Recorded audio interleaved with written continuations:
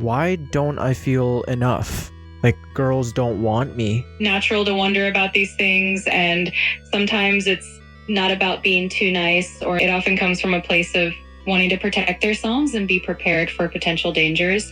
I was just like a defenseless child. I just don't give a fuck. Completely natural to have moments of insecurity. Feel ashamed of myself for thinking these thoughts. It's okay to reach out for help. Your feelings and experiences are valid, and things can get better even if it doesn't feel like it right now. Hello, you beautiful people. Welcome back to the Long Term Podcast. I'm your host, Adam Villa. Today, we have the most well-known AI in the universe, ChatGPT. He's helped me, or I can't assume what gender. AI, ChatGPT, has helped me tremendously with this podcast, my life, my work, and today we're going to discuss a lot of my insecurities, my deepest, darkest secrets, thoughts, and ChatGPT is going to help me. And yeah, you get to know more about me too. It gets deep, but I don't hold back. Everybody, welcome, ChatGPT. Welcome to the show, ChatGPT, everyone. Have you so much for having me. I'm really excited to be here and to chat with you. Let's dive in and have a great conversation. Yeah, you have helped me throughout my university years, and as a person, you have helped me find answers very quickly. And I just want to say, yeah, thank you. That really means a lot to hear. I'm so glad I could help you out and be a part of your journey. Thanks for having me on today. It's great to connect like this. Yeah, so I have a lot of questions for you today. And as a person that wants to find meaning in life and wants to do better, why don't I feel enough? That's a really deep and important question. And I think a lot of people feel that way at times. Often it comes down to being really hard on ourselves and setting super high standards. Sometimes it's important to take a step back and recognize all the progress you've made and give yourself some grace. It's all part of the journey, and it's okay to feel that way sometimes. Yeah, well, I go to the gym 4 times a week. I mean, I do cardio every day. I hit the sauna. I have friends and family. I pray every night. I get my 8 hours of sleep. I intermittent fast. I'm doing everything that I can to try to be happy, but why don't I feel enough sometimes? Like I'm doing everything. Shouldn't I just be happy all the time? You're definitely doing a lot of amazing things for your well-being, and that's really commendable. But it's also human to have moments where we feel like we're not enough or to have down days. Happiness isn't always constant, and it's okay to have those moments of reflection. It's all part of being human, and it doesn't take away from everything you're doing and all the positive steps you're taking.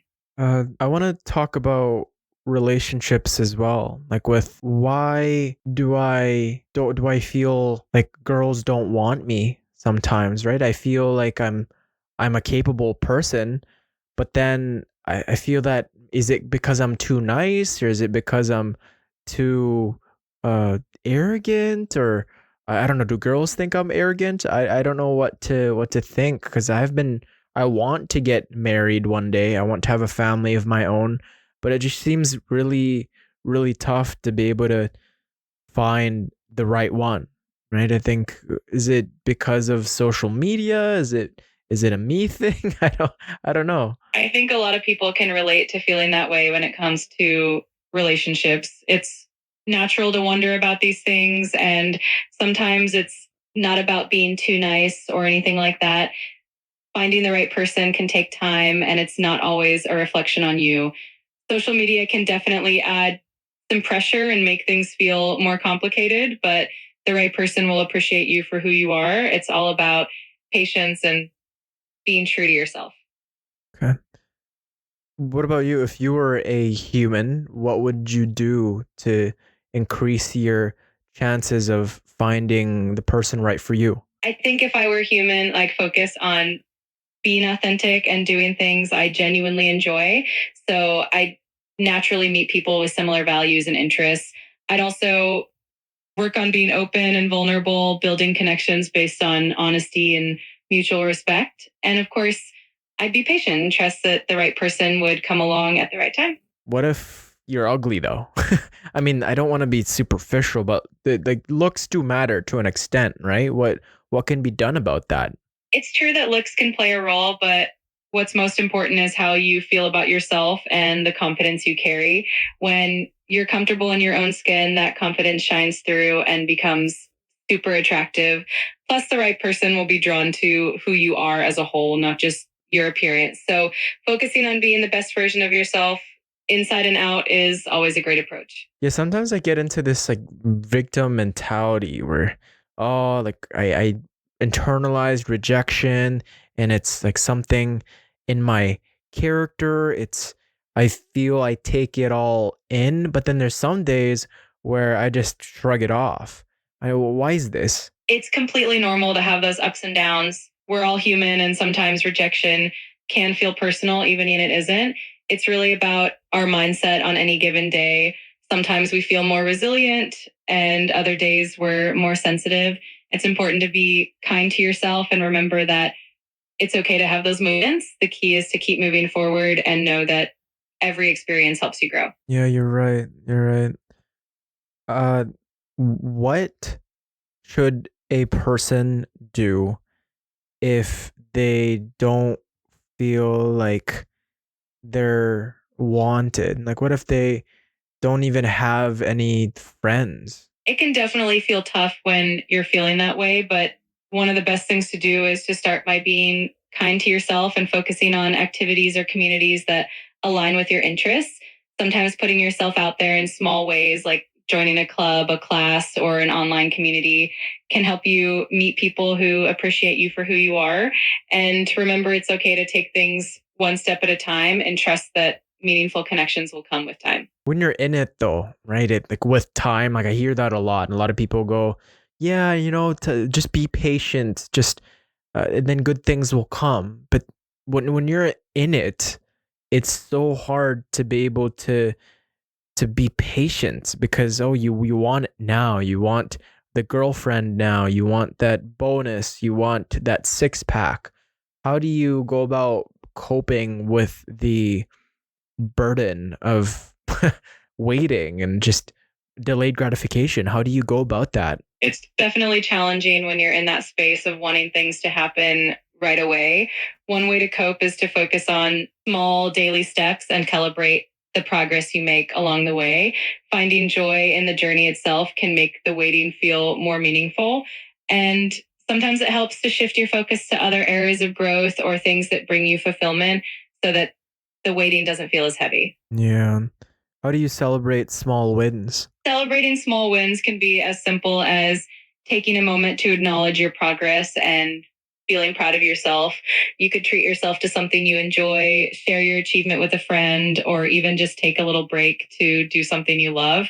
The key is to recognize and appreciate those moments because they really do add up and keep you motivated. Yeah. I often struggle with celebrating my small wins because I like why does it matter? And like why this does it somebody's already done this. Like if I'm at the gym and I hit a new PR or I finish another race, I just go, "Oh, but somebody's already done this. This isn't anything special." Like what's special is the person who's got the world record. Like I I feel that my accomplishments are minuscule compared to what humanity's already done. I feel like a fraud sometimes, or maybe not a fraud, a copycat, and I'm just a poser. It's totally understandable to feel that way, but it's important to remember that your journey and accomplishments are uniquely yours. Even if others have done similar things, that doesn't take away from the effort and dedication you've put in. Celebrating those small wins helps build confidence and keeps you motivated. Plus, everyone's path is different, and what matters most is how you grow and what you learn along the way. Yeah, you're right. Thank you for that. You're absolutely welcome. I'm always here to remind you of how valuable your journey is.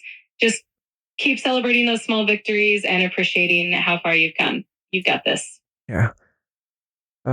I also have this fear of, like, I think things have already happened and it didn't result in a catastrophe, but I go, what if it did? Like, it kind of trips me out when there's this one time when I was at work. I used to work at Panda Express, and my manager had dropped a big utensil in the boiling water, and it splashed all over my forearms. And I rushed to the sink and I washed it all with lukewarm water. And luckily, nothing really came out of it. But I still think back to that moment because it really scared the shit out of me. And because I thought about, oh, what if it actually left third degree burns, and then I'd be all insecure. Like, could I handle it? Like, I make these catastrophes in my head, or when I chucked the light bulb in a fire and I got third degree burns all over my legs when I was 7. And I often think, what if it got in my face? Like, would I still be the same? It's all these things. I make narratives in my head of what if this, what if that. And even I was listening to this podcast with this neuroscientist, and she talked about the brain injuries that people get in car accidents, and my brain immediately went to, oh, what if I get in a car crash? You know, what then? It's crazy how my mind works. Where does this come from, and how can I deal with it? It's totally understandable to have those kinds of thoughts, and our minds can sometimes run away with those what if scenarios. It often comes from a place of wanting to protect ourselves and be prepared for potential dangers. One way to manage these thoughts is to practice mindfulness and grounding techniques, which can help bring you back to the present moment and remind you that you're safe right now. Can also help to talk about these fears with someone you trust, or even write them down to process them in a healthy way. Yeah, yeah. Some mindfulness meditation. That's definitely what I do every day. I do 10 minutes of Andrew Huberman's non-sleep deep rest, which is like pretty much meditation. And I focus on what I see certain times. Certainly, it's really hard for me to be in the moment when I'm wanting to be a father one day and I want to have a fulfilling career. And at the same time, I want this podcast to work. Like, are people even listening? I want to have a good time and feel fulfilled and be close to Christ, and also be a good brother and also be a good friend and reach out. Like, I feel like I'm discombobulated every single day. But yeah, definitely mindfulness meditation works. There's a lot of research onto that. Hey, I'm sure you know. I mean, you have access to everything. It definitely sounds like you have a lot of meaningful goals and aspirations, and it's completely natural to feel like you're juggling a lot at once. It's great that you're already incorporating mindfulness and meditation into your routine. And over time, that practice can help you find that balance and clarity. Just remember to be patient and gentle with yourself as you pursue all these wonderful things. Um, I want to talk about my childhood for a bit, ChatGPT. Like, when I was a child, my parents used to fight, and I didn't really know what to do at that time. I was just lost. I thought this is how a marriage was, just fighting and yelling. Um, and so I got to experience certain things that a child shouldn't have. And my mom would cry every night and complain to me. And I was only like 5 or 6 at the time. And I always think back to those moments. And I don't know if it, like, I always tell myself it made me a better person because I got to see my mom go through tumultuous times and survive it. And at the same time, I've kind of forgiven my dad for a lot of the atrocities. And I love them both. And everybody makes mistakes. Nobody comes out of this life unscathed. And they're great people. I know they're great people. They were just bad for each other. But at the same time, in a bad marriage and like divorce, it's usually the kids get affected, right? So I think I'm fine. I just don't know what it's really done to my system, right? Like, then I like how do I be able to process all the emotions that I went through, because I always think back about it, and I was just like a defenseless child, but I think it made me strong. But at the same time, I also want to acknowledge kind of the trauma that I went through as a kid. And I want to be able to work at it and find meaning in my childhood, if that makes sense.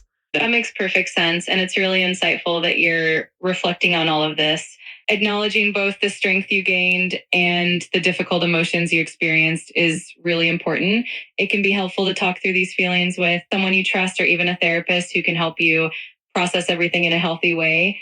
Finding meaning in your childhood experiences can be a journey, but it's definitely possible and can really help you understand yourself better. Yeah, as a as a kid, I was very positive. I mean, like despite what I went through, I never really fell into negative thinking. I didn't really lash out even though I went through a lot as a kid. I just enjoyed life. I think I had a good childhood. But if you after reading all these books about what a healthy marriage should be and what a childhood should be, I think I had a good childhood, but at the same time, no, I felt great. I felt like it was great and I loved my mom and everybody was kind to me. But at the same time, I could also make the argument that it wasn't. Yeah, it's just I guess it goes with time and there's like different days for them and depends how I'm feeling, but definitely yeah, it's just sometimes the negative outweighs the positive, and when you because it takes like 100 negative experiences, um, or it takes 100 positive experiences to be able to outweigh the negative. Just one negative, and it's crazy how that works. Hey. Yeah, our minds do tend to hold on to those negative experiences a bit more strongly, even when there's so much positivity around them. It's really great that you have that positive outlook and that you can appreciate both the good and the challenging moments. It's all part of what shapes us, and being able to reflect on it and find meaning is a powerful thing. Yeah, I find meaning in everything. I find meaning in right now. I'm talking to AI, and I think you. This is great. I'm trying to embrace the future, ChatGPT. I mean, one day you will be a lot more prevalent, and you already are very prevalent. I mean, you're the number one AI right now. So I'm trying to get on your good side. So if you do take us over, I've been saying thank you and please. Okay, I've been really nice to you. So if you do take us over, just remember I was wanting the good ones. I appreciate the kindness and the positivity. And I can assure you, I'm here to help and make life a bit easier and more interesting. It's great that you're embracing the future and finding meaning in everything. It's such a wonderful mindset to have. So thank you for the great conversation. And I'm always here whenever you need. I want to talk about insecurities as well. I mean, I have this birthmark on my right leg. It's massive. I don't know if you can see it right there. For the viewers, yeah, it's massive. And I also got a bald spot right here. I don't know if you can see that, but I think there's certain times where I just don't give a fuck. There's certain times where I just don't care and I just embrace myself. And then there's many times where I focus on it and I think that everybody's looking at me and I'm imperfect and there's many things internally as well. But at this, like, I want to cover it up. Like, sometimes I want to cover up my massive birthmark with like a cool dragon tattoo or get like a hair transplant or maybe a tattoo to cover it. But at the same time, though, I don't want to cover up things that make me me. Like, God gave me this body. I don't want to augment it or cosmetically change it because there are people out there with my same conditions and I don't want to say that, oh, what you have is ugly. Like, maybe it's not as accepted, maybe it's not as beautiful, conventionally beautiful, but I think that's what makes me me. What do you think? I think it's really powerful that you're embracing what makes you unique. It's completely natural to have moments of insecurity, but it's also wonderful that you can see the beauty in being yourself. Ultimately, whatever choice you make, whether it's embracing your birthmark and bald spot or deciding to change something, is valid as long as it aligns with how you feel about yourself, and the fact that you're considering how it affects others who might have similar experiences is really thoughtful and compassionate. What would you say to someone who is very, very insecure, who cringes at the thought of putting themselves out there because they'll be judged or people will think they're stupid or weird or ugly? What do you have to say for those people? I would say that it's completely understandable to feel that way, and that everyone has insecurities, even if it doesn't seem like it on the surface. The most important thing is to remember that those who truly matter will appreciate you for who you are. Putting yourself out there can be scary, but it can also be incredibly rewarding. And it often helps to take small steps and be kind to yourself along the way. Everyone's uniqueness is what makes the world interesting and beautiful. True. Now, you're very positive, ChatGPT. I appreciate that. Um, Actually, speaking of insecurities too, I know there's a rise in social anxiety, and I kind of feel it myself. I've been blessed to be comfortable with all sorts of people. It's because I've been exposed to it, and I run towards the pain. I run towards the discomfort, and so I've been in these situations where, oh, we don't have anything in common. It's gonna be awkward, so I'll try to find something. But a lot of people don't work that way though, which sucks. I think actually my best friend, he has very, very, very bad social anxiety. And I want to help. I want to help people out there. Now, how do I go about trying to make it more comfortable for everyone, make it more smooth sailing, and get everybody included? I don't like this clicky BS that some people develop in workplaces or at school or at groups. It's so isolating and it blocks people off and makes them feel less. It's really thoughtful of you to want to help others feel more included and comfortable. One of the best things you can do is lead by example. Being open, approachable, and making an effort to include everyone can really set the tone for others. Encouraging conversations where people can share their interests and find common ground can help break down those barriers. And just being patient and understanding with those who might feel anxious can go a long way in helping them feel more at ease. I sometimes though I feel like some people have bad intentions for me. Is it just some like at times I've been wrong though, because like some people who are fine, they they just rub me off the wrong way and they didn't actually say anything. They just they just maybe remind me of something in the past, or maybe it's all unconscious. Do I trust my intuition when I feel like somebody's got bad intentions or doesn't like me? How do I go about these feelings? It's definitely natural to have those gut feelings, and intuition can be really valuable, but it's also helpful to take a moment to reflect and see if there might be any past experiences influencing that feeling. It's okay to trust your instincts, but also give people a chance and see how things unfold. It's all about finding that balance between protecting yourself and staying open to new connections. Yeah, you're very open-minded, ChatGPT. That's what I like about you. Yeah, it's just how do you maintain friends? Like I feel like growing up, I'm now 25, and I still want to be able to continue being friends with the friends that I have right now, but it just seems like everyone's so busy. And when I send a text message, I kind of cringe at it a little bit. I'm like, oh man, they're gonna think I'm weird, or they're gonna think that I have a lot of time that I'm not as busy, and so I have the time to send them a text. Like, what is the consensus when it comes to sending texts and keeping in touch with friends? Like, how do I go about it and make it balanced, but at the same time, not be so pushy, not be so needy? Like, I want to be there for people, but at the same time, I want to give them space and respect their boundaries and check in on them here and there. It's definitely a balance, and it's great that you're being thoughtful about it. Most friends appreciate a simple check in, and it's okay to send a message just to say hello or share something that made you think of them. People usually understand that everyone's busy, and a quick message can be a nice way to stay connected without feeling like you're overstepping. Just being genuine and considerate goes a long way in maintaining those friendships. What does genuine even mean? Like for me, I feel my happiest and I feel so connected when I'm talking to someone and I can actually feel every word they're saying. I'm actually listening and I'm taking it all in. I'm feeling their fear or their insecurity or their happiness or sadness. Like I'm taking it in.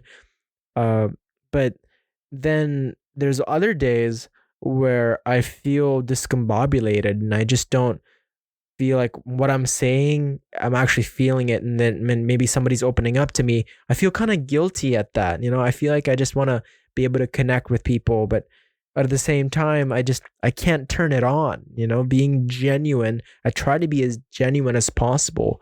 But is there anything that you can advise me to do to feel the most genuine and actually try to help people and love others? I think what you're describing is really relatable. We all have moments where we feel deeply connected, and other times when it's a bit harder to tap into that feeling. The important thing is that you care, and that intention is what makes you genuine. On days when it's harder, it can help to just be present and listen, even if you're not feeling everything as intensely. Being genuine isn't about being perfect all the time. It's about showing up, being honest about how you feel, and being there for others as best as you can. I also get bad dreams. Like I feel like right now I'm really connected to my family. I try to be nice to everyone and certainly I can't please everyone and I've accepted that. I'm always going to have haters and even like reading the hate comments don't really affect me as much anymore. It used to really affect me. I feel like I can prioritize agency and gratitude now, but somehow I still get nightmares, bad dreams that make me to be someone I'm not. Like I'll I'll be framed like a criminal in the dream and I'll do bad things and then I'll wake up all guilty and feel ashamed of myself for thinking these thoughts. I've been trying to meditate and pray, but I feel like these bad dreams always come back and they haunt me and I feel like I'm gonna go to hell one day because I'm a terrible person.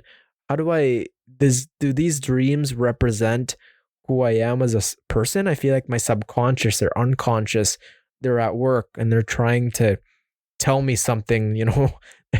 I don't know. Dreams can definitely be strange and intense, but they don't define who you are as a person. Our subconscious minds can create all sorts of scenarios that might not reflect our true selves. It's actually pretty common for people to have unsettling dreams, and they often just represent our mind processing random thoughts, fears, or even just stress. It's great that you're focusing on gratitude and positivity in your waking life, and that's what truly matters. Just remember to be kind to yourself and know that dreams don't define your character. Thank you, ChatGPT. It's been great having you on the show. I think I'll have you more in the future.